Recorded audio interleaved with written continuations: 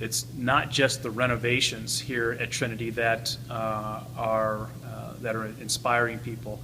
It's what the renovations are actually going to be able to do, what we will be able to do once these renovations are done. It's to be able to continue the ministries that we currently have ongoing in this church, whether it's the Sunday morning breakfast or it's opening our doors to several outside groups that really rely on our space here in a downtown setting that really they don't have any other place to go. The number one priority, just recently we did have a church conference and voted on our number one priority, which is to make our restrooms handicap accessible.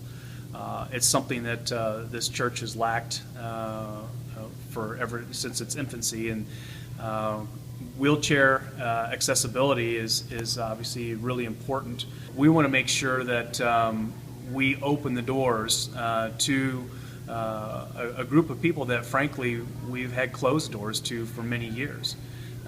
Those that are wheelchair bound, they'll be able to actually to be able to use the facilities here.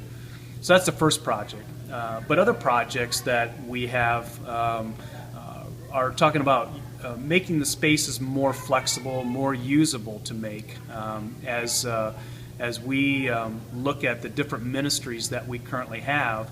One of the things that we struggle with is the ministries that sometimes that we try to implement are bound by the spaces that we currently have. The kitchen downstairs, the fellowship hall are great examples of ministries that we have allowed it to come into our church with the Sunday morning breakfasts and serving for spaghetti night during election nights and those things where we've invited the public into our church here.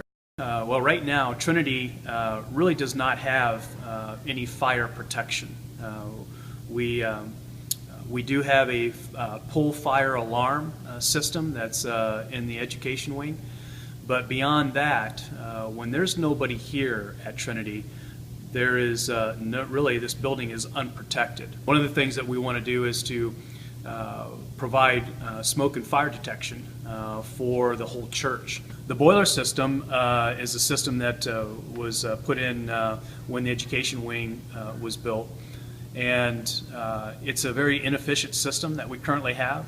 What we want to do is to put in a new heating and air conditioning system that is much more efficient. Not only can we make the building, this whole building more aesthetically pleasing, but we need to save some money down the road too.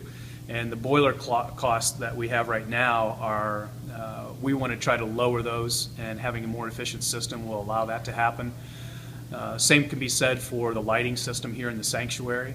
We have a very inefficient system, incandescent lights that produce a lot of wattage, and we want to replace those with LED lighting system, which is much more energy efficient. A big aspect of this renovation project is to make sure that our stained glass windows will be enjoyed by not only our members today, but also future generations. A capital campaign, frankly, for Trinity has been talked about for many years. Really, over the last couple of years, it's become very apparent through some of the needs that have come forward through trustees, as well as just things that have kind of come to a head here. Our stained glass windows obviously needed attention, and it just seems like right now is the time for us to initiate a capital campaign for these improvements.